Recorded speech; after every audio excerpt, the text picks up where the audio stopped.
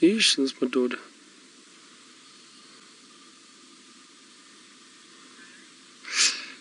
Now, have a look at, we managed to find these lions.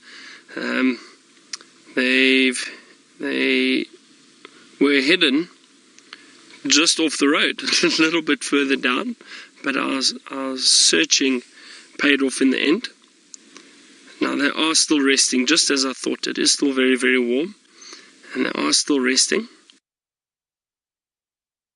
breathing quite heavily, and it's because they're just so hot. Two beautiful big males. Now, I didn't quite get a good look, but I think these are Birmingham males, if I'm not mistaken. I don't see why there would be any other lions in the area. Always nice to see these coalition members around, these big male lions. And I'm hoping that these two males do end up calling a little bit later for us. You never know. I'm going to sit here patiently and wait. Hopefully they wake up before the end of the show. We've got at least an hour left, which is nice. And so it should cool down, the sun will set. Hopefully they get up and move around, possibly head towards the water hole and have a drink. That would be nice. And then maybe, just maybe, a wonderful territorial call.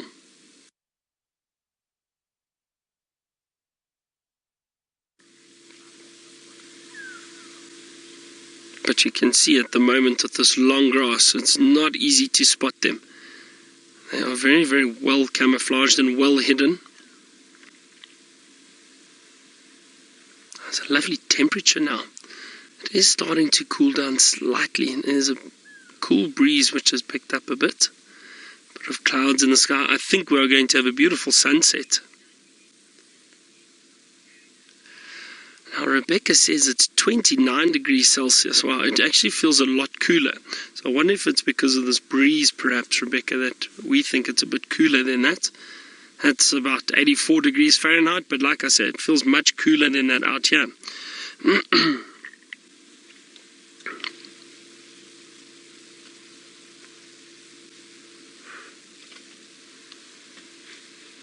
So we've had a really, really lucky afternoon. It's, I mean, with those elephant and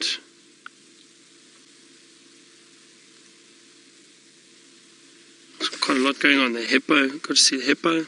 So not a bad first day back, I think.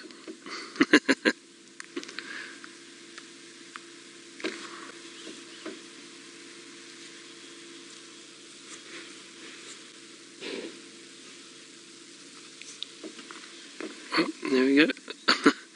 It's so interesting to see how often male lions like this will lie just about on top of each other. Look at that. I mean, he flopped over right on top of his brother.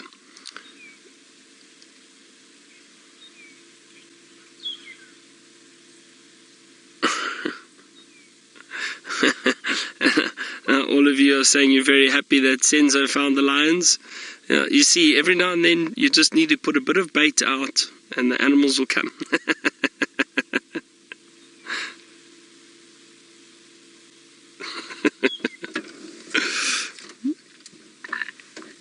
Senzo, would you walk out and look for lions? Would you? Sure, you're brave. Senzo's nodding his head.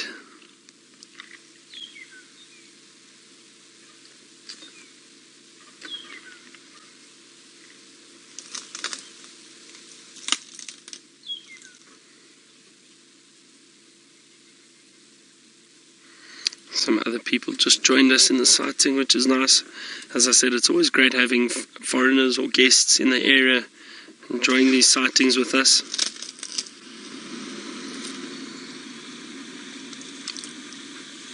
Like I said, we're just going to sit tight for a while because I don't think they're going to move anytime soon or just yet, maybe a little bit later.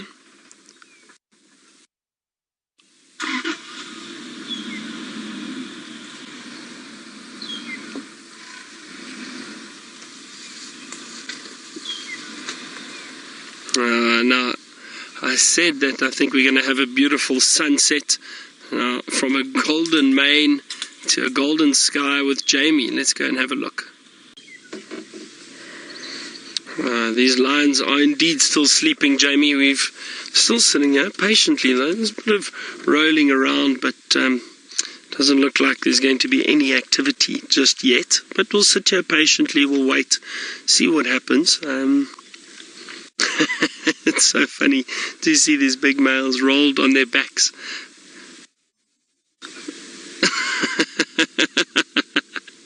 So I'm having a little giggle at Rebecca telling us about the strapping on the... Anyway, look at these males, they're still relaxing.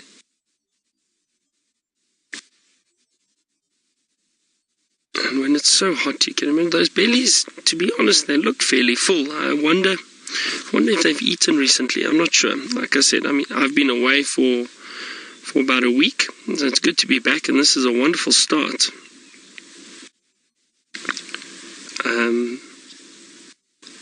Previous time I was here, we actually didn't. No, we did. We saw one of the males mating with a female from the Styx Pride. So I wonder if they were successful. That would be nice.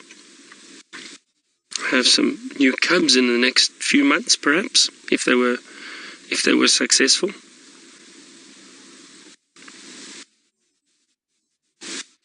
You can see there are a lot of flies around. Still, those tails flicking backwards and forwards, keeping the flies away.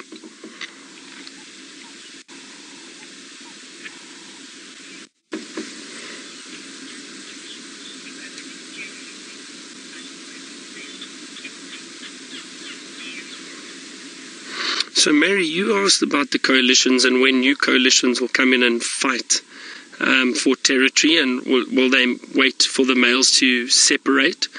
I think that's what I heard from Rebecca. Now, Mary, the thing is with coalitions, when they are being challenged by new coalitions, that you see. Often, okay, firstly what happens is these males will patrol their territory constantly. Sometimes you'll see two of them together, sometimes you'll see all four together, occasionally you might see one, but they are constantly patrolling through their territory. And then what happens is if a new coalition comes into the area, often they might call, or the calling by these males will attract other males, and they will then bring them, or they will then come into the area and potentially try and fight these males for that territory. The thing though is that if they do fight the other males, if there's a male that's by himself, he will probably call to alert his brothers and they will come and help him if he's outnumbered. Otherwise he'll stand and defend his territory. So it all depends. It all depends on the situations. It depends on when they actually find them. It depends on a number of things. So it's hard to say. I don't think they would necessarily wait or consciously wait to see if one's by himself. The new coalitions, if they do come into the area, they might not know how many lions are around. They might not have ever bumped into these males before. So it's difficult to say.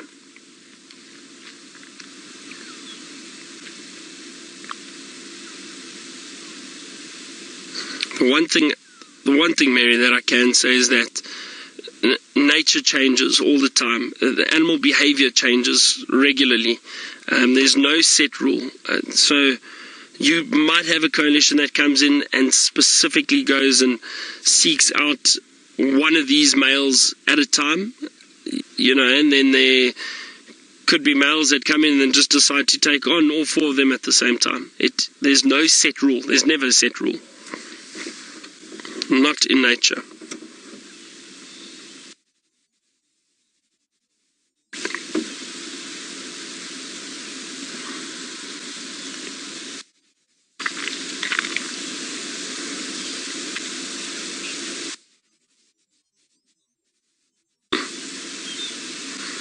These lions, these big males are doing what they do best, is resting.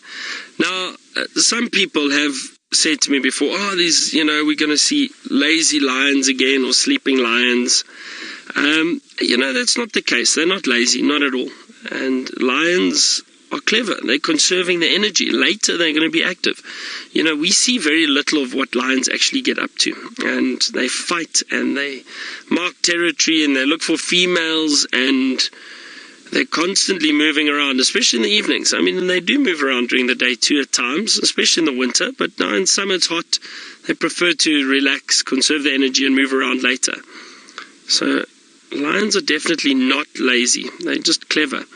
I've seen lions, males resting just like this, and with, you would think, completely fast asleep, not interested in anything. And we were sitting with them for a while. It was about 4 o'clock in the afternoon, hot afternoon, and a impala just accidentally bumped into and walked straight into these lions. But as it smelt them, it tried to run past them, but just the sound of the impala alerted the two males, and they were up. When I say a flash, it was so quick. They were up and they actually grabbed the impala, pulled it down, killed it, and ate it right there in front of us in a matter of seconds. It was so quick. So it just shows you they are still always aware of what's around them, what's going on. There's different sounds, different smells. So don't think if a lion is resting like this that it's asleep and doesn't know what's going on around it.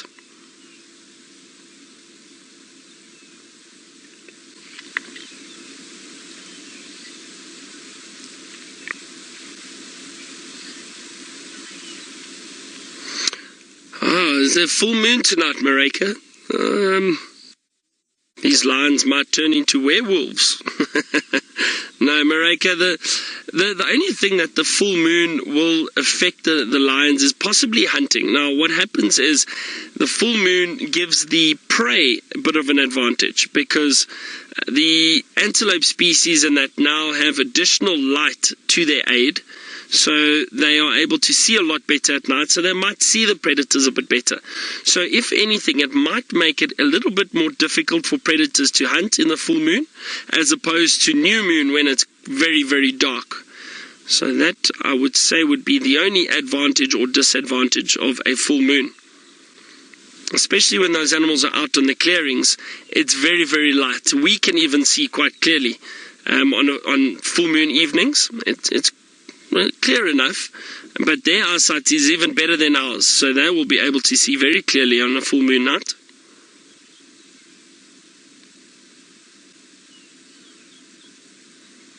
So don't worry, we won't get any werewolves tonight, I don't think. All these lions won't turn into werewolves. James sometimes turns into a bit of a werewolf, especially full moon. Don't tell him I said that.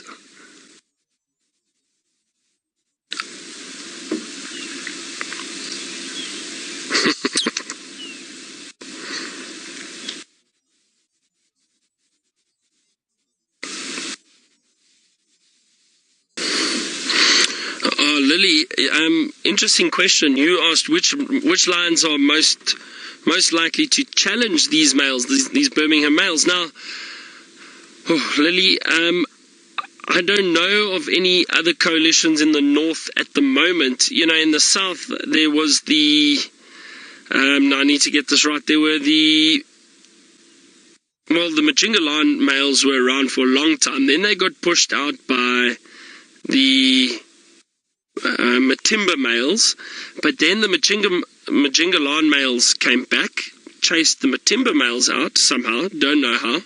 The Matimba males apparently fled all the way north into the Manyaleti, and I don't think they've been seen again in this area. Then there are two other males known as the Machapiri males down in the south. But again, they'll probably set up territory there and maybe challenge the Majingalan males. I don't know of this area if there are any males coming into this area potentially looking to challenge.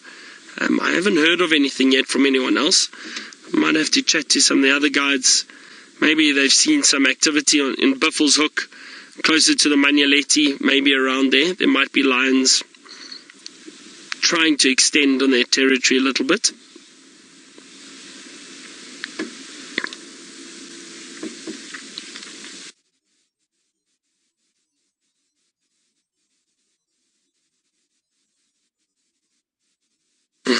That's great.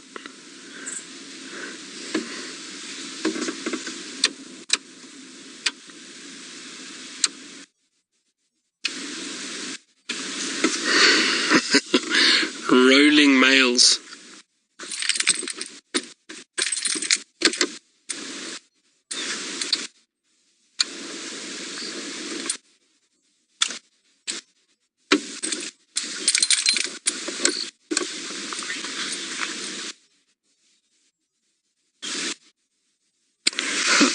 Gremlins General, you asked if I had met the Mapocho lions in the past, and I was fortunate enough I did meet the Mapocho male lions. Now that was another coalition, originally 6 male lions that were dominant over just about the whole Sabi Sands. They were greatly feared, beautiful big males. Now the Mapocho then split up, and they started to patrol different parts of their territory, and we got to see 2 or 3 of them on Londolozi actually fairly frequently. They hung around there quite a lot.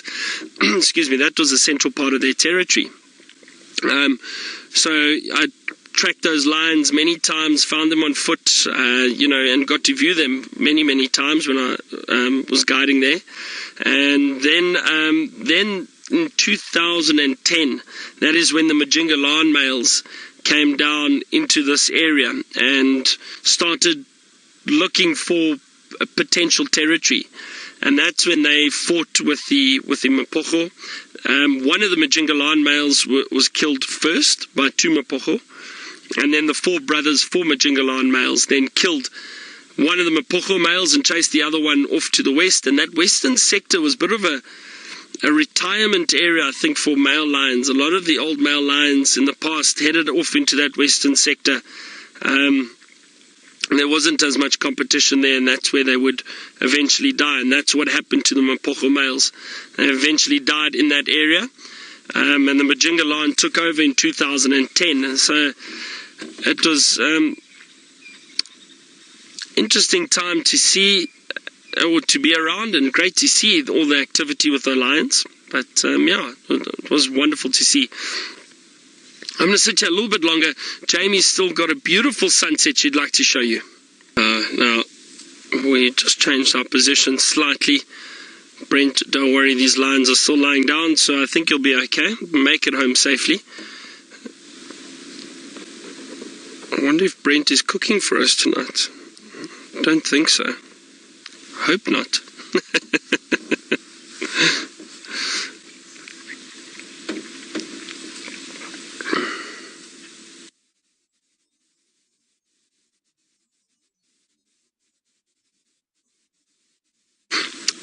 John, all the way from Colorado, good evening to you, or good day to you. You're probably starting your day. John, coalition members or coalition sizes can vary substantially. You may get a coalition of 2 brothers. The largest I've seen is obviously 6 males. I have heard of rumors of about 8 or 9 males. I've never seen it myself. I mean, that is not something that happens often, but it can happen. So, I think on average, I think it's between 3 and 4, especially in this area, this part of Kruger, where we are. What I've seen in the past and in other areas, coalition sizes have been between 3 and 4. 3 and 4 males. So I'm just going to reposition slightly. I just want to give, there is another vehicle that's heading in. Just want to give them a little bit of space so they can also have a nice look. I'm just going to reverse slightly. That's okay, we should still have a nice view from here, and they can see from where they are, even if they come around. I'm just going to change this light.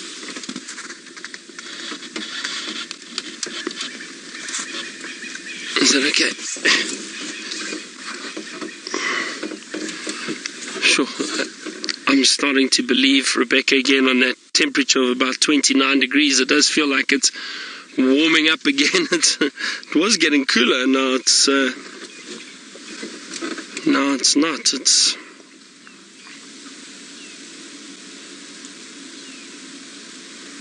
definitely still warm, and I think that's why these lions are not interested in moving.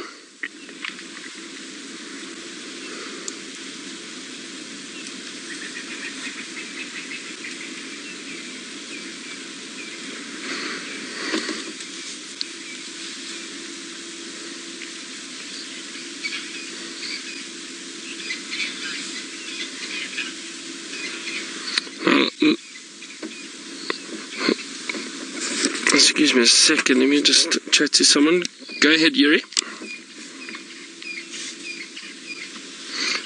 Affirmative, Yuri. Make your way. Just in front of me, you'll get your best view.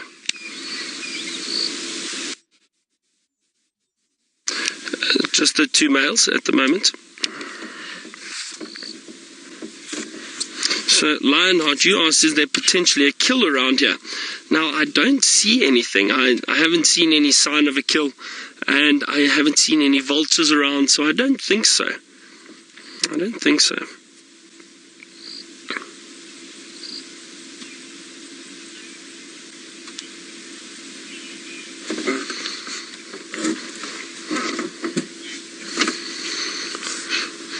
Alright, now, so don't forget everyone, I was just on the radio there to one of the other vehicles, and as I said, just reposition so they can also get a view. We are in an area where there are a number of lodges and people are on safari, so it's nice that we're able to help one another to find the animals, and we are in radio contact, so if we do find something, we can radio and update other people that might be in the area that are looking for the same animals.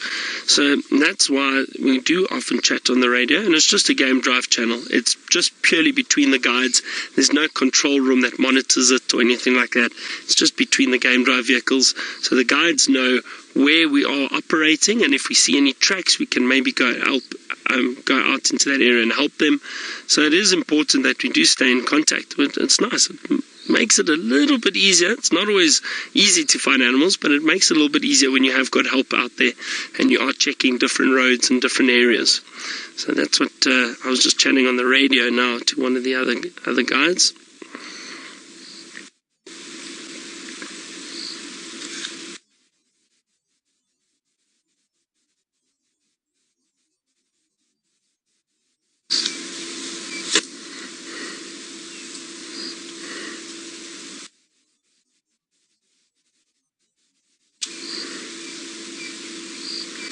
Now the big question comes, do we sit and wait for another half an hour or so, or do we move on and see if we can't find something else? Why don't I put that question out to the viewers? Let me know, what do you think? What would you like to do? I'm easy, so you let me know. Would you like to sit here a little bit longer with these males, see if they do potentially get up and move around? Shall we move on and see what we can find with the spotlight, if anything? It's difficult. It's difficult. These lions could lay here for another hour and a half or so, or they could get up and move around in the next 5 minutes. But why don't you tell me what you would like to do? So while you think about that and let me know, let's head back to Jamie and get an update on her sighting. So it sounds like most of you would like to stay here for a while, so we are going to stay for a while then. See, there's been a bit more movement, but more just tossing and turning, I suppose, than anything else. I'm going to see if we can put our infrared on. Let's just see if it works. So it's warming up still, I think. So let's give it a few more minutes and then we'll use our infrared and view these lines, see what that's like.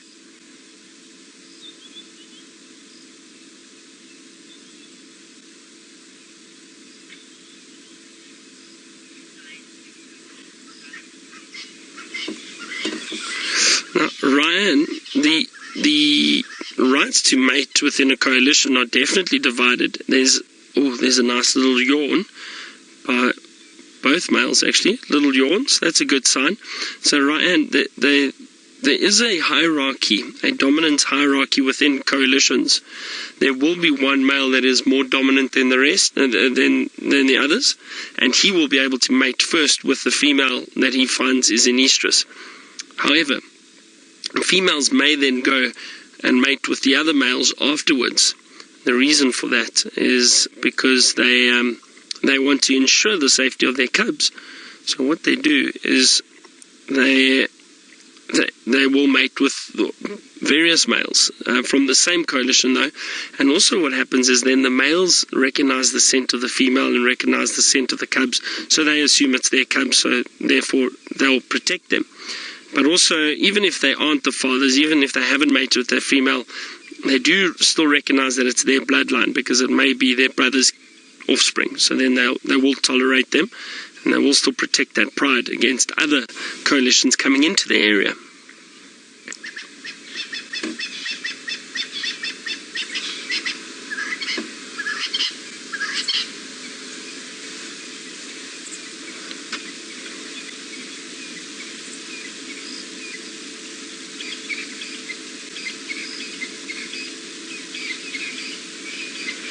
Still a few biting flies around at the moment. Well, we've got some on us. I'm sure the lions have some on them.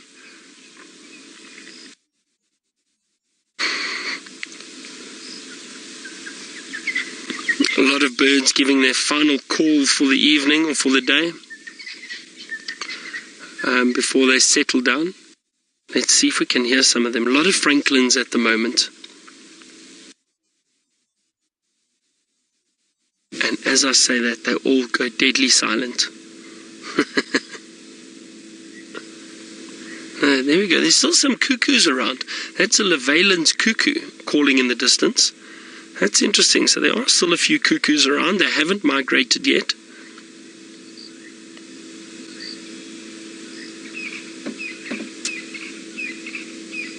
So, no, I think...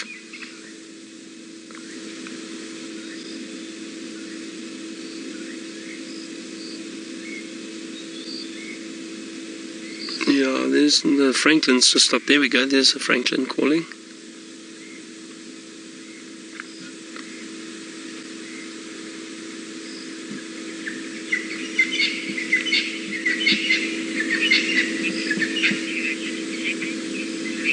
Oh, wow. Now, Jamie's got that wonderful sighting of those leopards. Let's go have a look at what they're up to.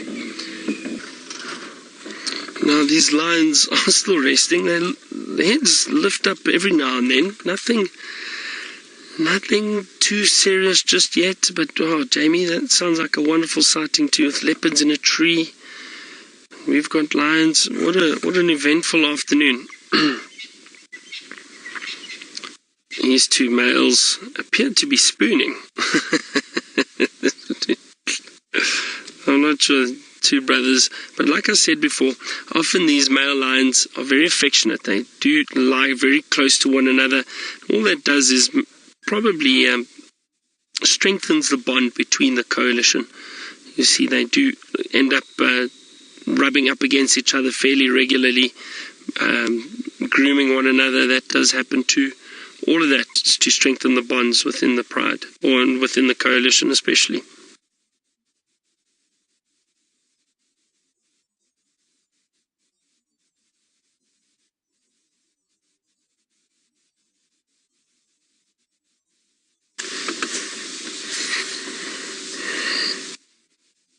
Now I can hear a fiery-necked nightjar in the distance. I don't think you would be able to hear it.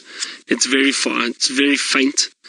But that wonderful, wonderful nocturnal sound of the nightjar, that beautiful nocturnal call.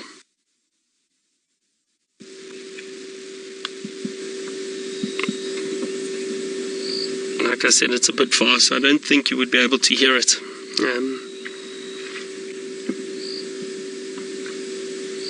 Hopefully one starts calling a little bit closer to us.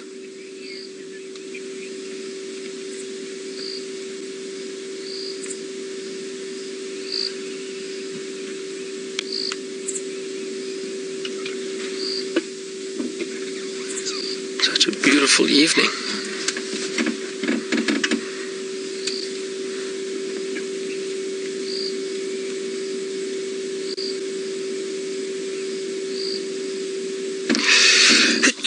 Excuse me, sorry. I'm sure. Sometimes nice just to sit and listen to the sounds. Never know, we might hear some birds calling a bit closer. Maybe hyena. Let's listen for a minute.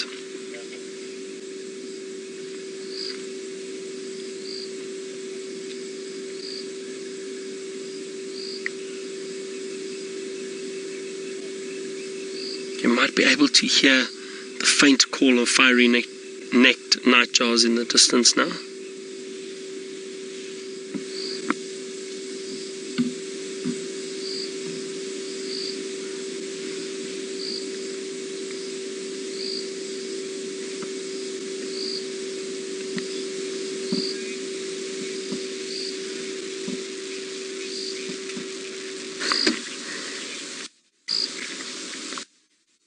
Alright, now everyone, I think we've sat for long enough at these lines. I don't think they're going to get up and move anytime soon, maybe in the next hour or so. But I think let's leave them, see what else we can find. While I do that, let's head back to Jamie, who's still got these paws dangling in the trees.